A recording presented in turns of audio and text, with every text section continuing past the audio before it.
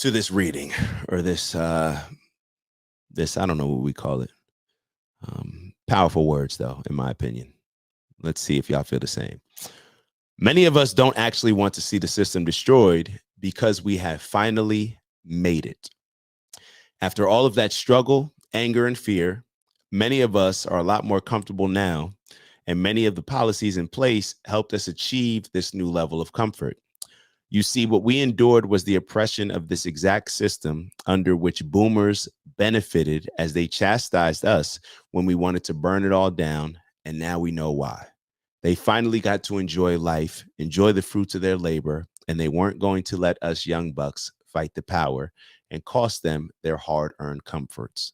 They once believed in change, too, and they abandoned those dreams when life got real and they had us.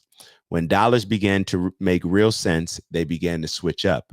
Then the idealism of a better world drifted away, and survival was the name of the game. I'm gonna tell you what I think of when I read this. Let me actually leave it on the screen. My bad. I'll leave it on the screen for y'all. This is what I'm always talking about with the generations.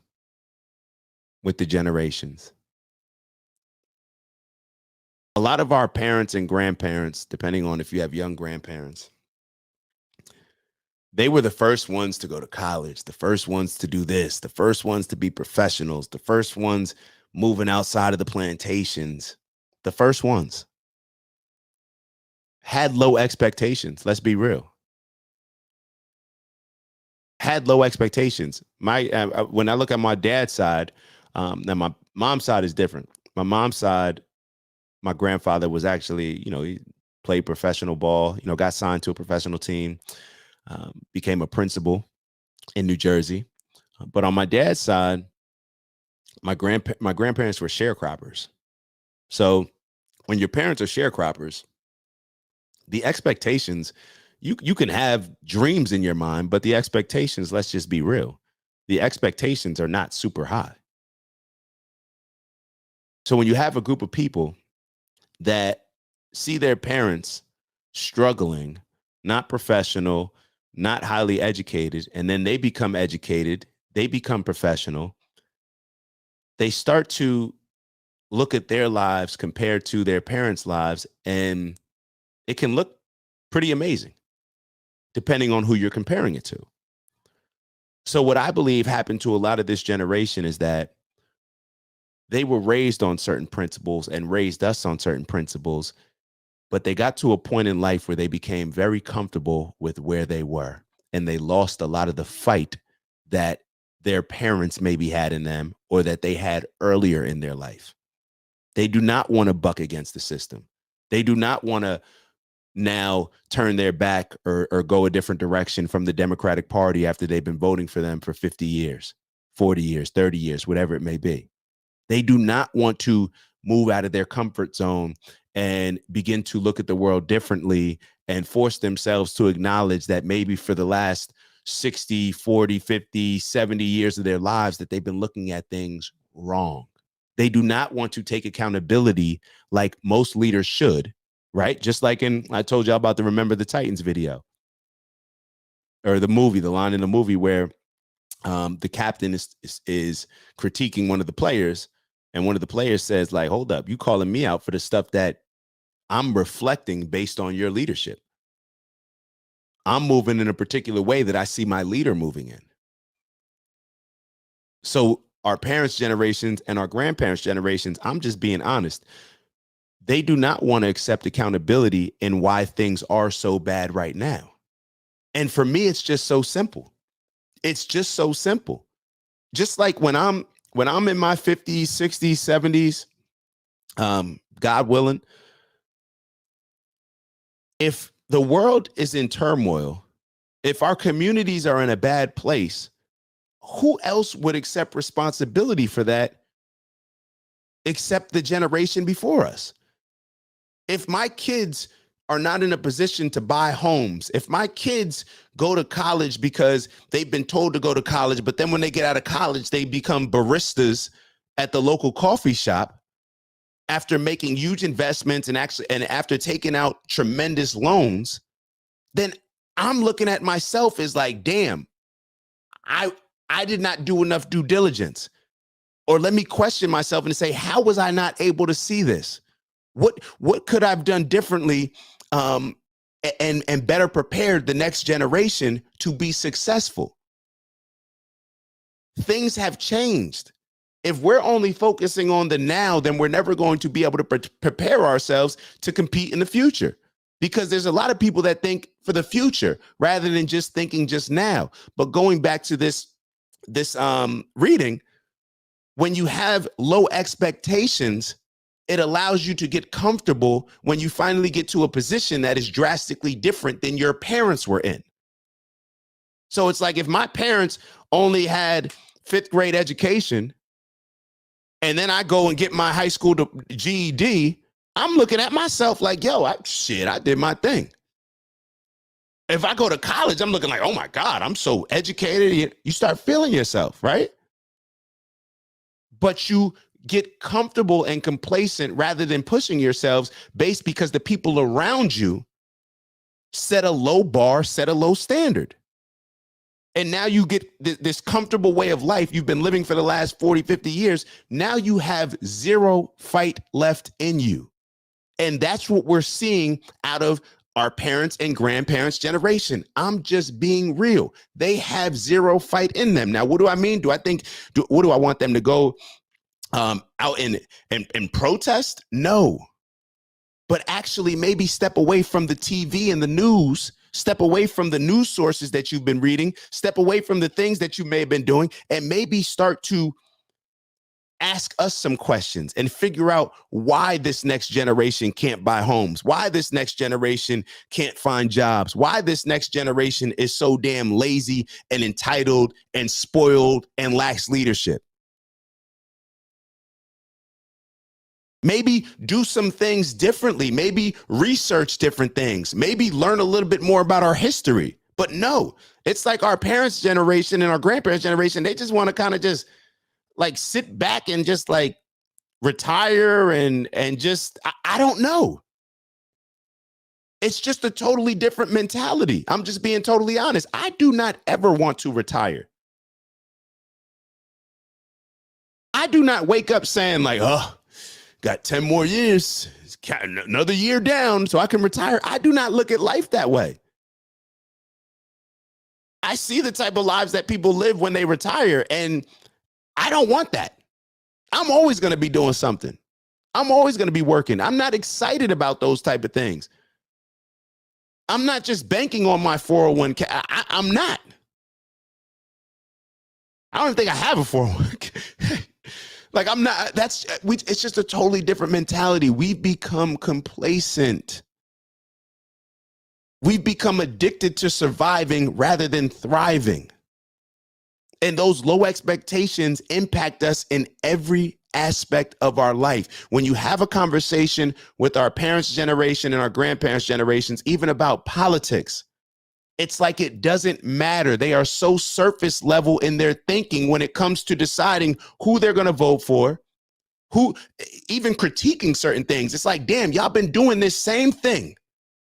You've been doing the same thing for the last 40, 50 years. The same thing, but you're expecting a different result. It's like, how did we get here to have Kamala versus Trump? How did we get here to have Biden versus Trump? How we got here was because of you. Because you were lazy and you call it what you want. You decided to continue voting for the lesser of two evils. And then look what we ended up with. Two quote unquote evils, people that nobody's happy. I don't think people are proud, to look at ourselves and say, oh, Trump versus Kamala.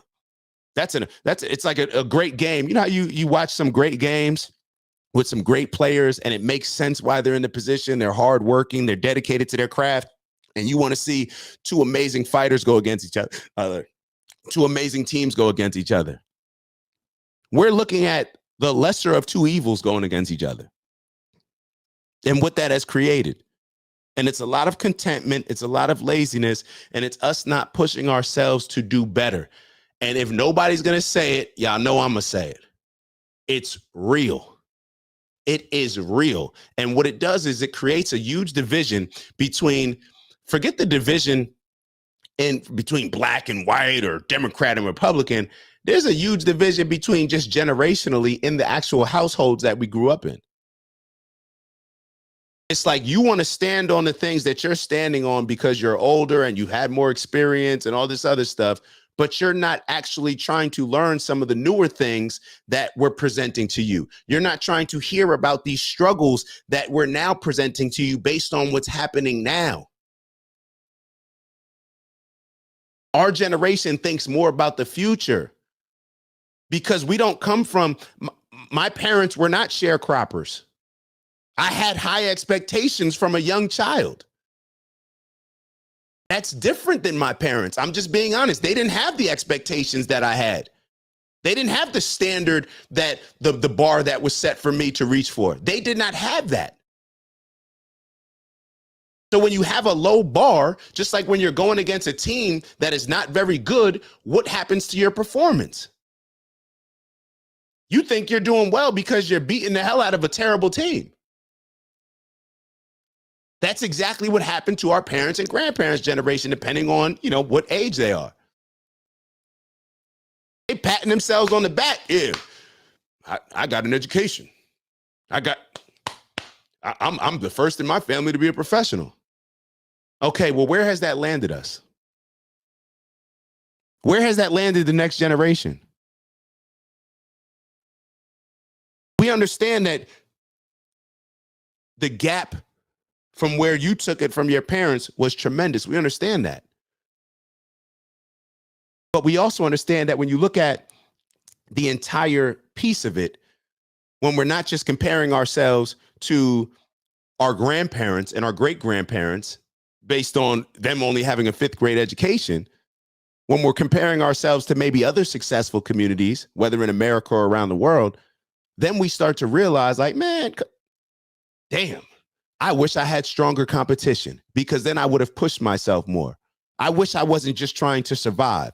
I wish I was taking more of a responsibility and thinking more futuristic and what could happen down the line to put my future generations, my kids, my grandkids in the best position to win, rather than us just sitting around here wondering what's going on.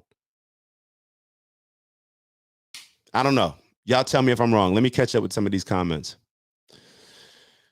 So Ant wrote, what you're talking about happens often in first-generation immigrant families. Their lifestyle here is so much better than where they come from that they become content with everything here. Yo, that's real. They think they have made it, and what they did by migrating is not to be overlooked. The following generation has the luxury of perseverance and fight, as well as entitlement to say, I won't stand for it. This is an ongoing battle. It is like fitness. You know what? There is no getting comfortable with your fitness and your physique. You have to work out consistently, if not every day, but you have every week. It's like you can't just, oh, you know what? I achieved my physique and fitness goals. Now I'm going to chill for a year. I'm going to relax. No, that's not how the world works. You have to keep pushing. You can never get comfortable. You can never get comfortable. What do they talk about? Brain elasticity.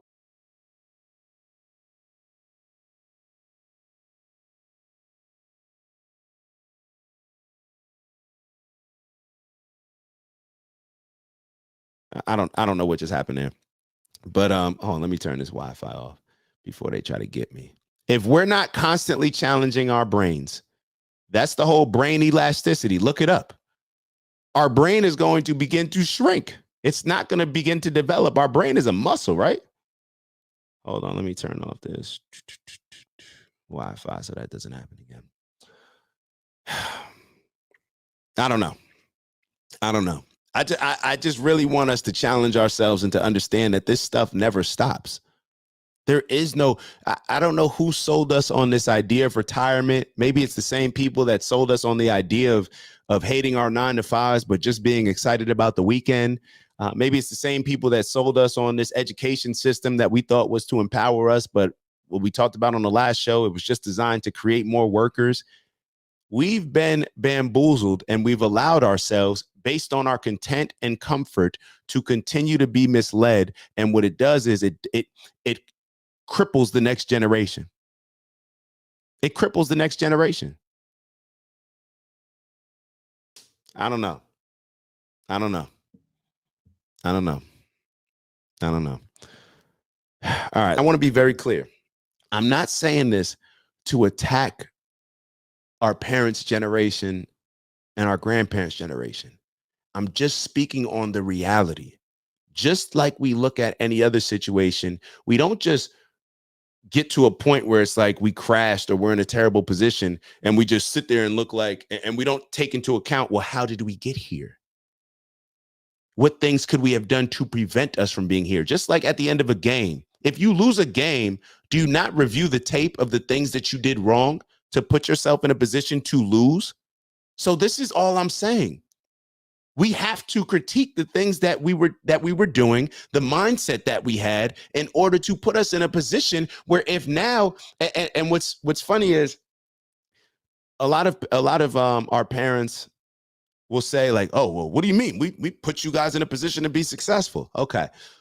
If that's the case, how are y'all now telling me, the same people telling me that y'all put us in a position to be successful, y'all also the people that are begging us to vote because you're listening to the Democrats saying, if you don't vote, then you're going to be back in slavery and shackles.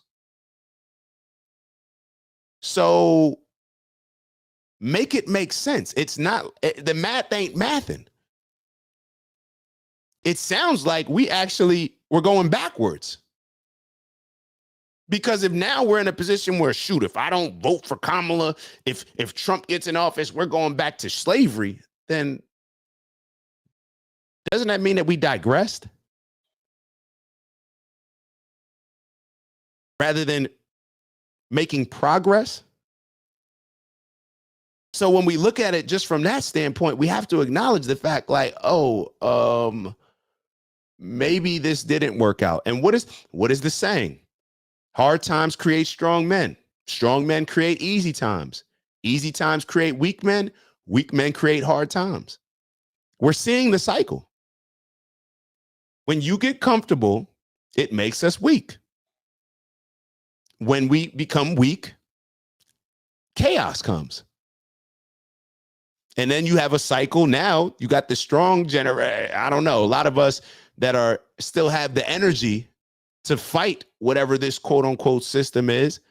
Now we're looked at as like, oh man, like, those young people, they just, they just think differently than us. Yeah, we think differently because our experience is totally different. We not only have higher expectations. So think about this. Y'all had lower expectations and it was easier for y'all to buy a home. It was less competitive for y'all in corporate America. Y'all had the true DEI. That was when they first rolled out all this stuff to where people getting put in positions just because they're black, where they tried to give us a little payback. Now we're no. Now that mindset created the limited way of thinking that we have now. Now that mindset created this inferior, oppressive victimhood mentality that so many of us adapt, and the other people that don't. Now we got an uphill battle to now climb and figure out how to navigate through these hard times. Let me make sure that nobody shout out to my little bro. Chris, that was a bar. Appreciate you, bro. And that's the thing. It's not about like, we got to stop looking at things. And I noticed this in a lot of the personal conversations that I have with politics, whether in family or close friends. When you play sports, your coaches, when they're looking at you on film, I've sat in front of imagine sitting in front of some of your idols. I'm going to give you some examples where I'm sitting in front of my favorite players in a room. We're in a position meeting. Or we're on a team where I'm sitting in front of my favorite players. I'm sitting, Peyton Manning's right there. Bob Sanders right there. Antoine Bethe's right there. Robert Mathis is right there. Dwight Freeney's right there. And everybody's quiet in the room. And you're with the people that you're also competing with to try to make the team. And the coach grabs his red lighter and he's looking at like, terrible play call. Well, we got, come. What were you thinking here? Am I going to be soft and say, coach is calling me out? He's calling me out. This is messed up. Like, why are they calling me out? They're not calling you out for the person that you are, for your morals. They're just calling the player out. They're not critiquing the person. They're critiquing the play and the player. Just the play that you're making. So when we call out a lot of our parents and that generation, we're not attacking you personally. We're just saying, hey, we're in this position right now. Clearly, we relied on y'all for leadership, and we kind of went to a place where we didn't, that wasn't really favorable for us. It's perfectly fine for us to, the quote that everybody thinks that Martin Luther King said, I think one of his, hasn't been confirmed, but I believe one of his friends said that when Martin Luther King said that he's feared that he's led his people into a burning building. Why is it okay for Martin to say that? And what he should have said that was on a public platform. That's the only thing that I get upset about, where I wish it was verified and on a public platform, because it could have done some amazing things for us. He fears that he's led his people into a burning building. Does anybody think that MLK Jr. was just a terrible person that was trying to destroy Black people? No. But there's nothing wrong with acknowledging certain mistakes. Malcolm X did the very same thing. Some of our most beloved leaders in our communities, they acknowledge where they made mistakes. And it's perfectly fine. I don't look at Malcolm as a terrible person because I'm looking at it like, damn, look at Malcolm. When he died, he didn't have a crib in his own name. He over here preaching all this stuff, talking about we need to be independent and we need to stand up and we need to have this and all this on our own and build up our communities. And you didn't even have a home for you and your daughters that you owned to live in. People trying to take your home because you aligned yourself with a particular organization to where now you thought that you were going to be with them the entire time. And when they took away, when y'all split ways, now you had nothing. I'm just being real. That's just a real thing. So I'm not looking at Malcolm as less than. I'm just looking at it like, oh, Malcolm failed in that area. Let me figure out exactly why he failed and maybe think about what some things that if I'm in that position, I could do to not fail. But we're just so like sensitive when we get called out about certain things. It's like play sports, get critiqued, get embarrassed. Some of the best things that we can do is get embarrassed early on, because then we're not sensitive, because a lot of this constructive criticism that may come across as not constructive, those are the very things that can set us up, if we process them, set us up for success in the future. That's why having enemies is so important, and listening to your enemies are important, because your enemies can say certain things to you that the people that love you will never call you out on. Listen to the things that your enemy says about you. They may have the courage that the people that love you know that they agree with the very same things that your enemies are calling out, but they're not courageous enough because they don't want to hurt your feelings.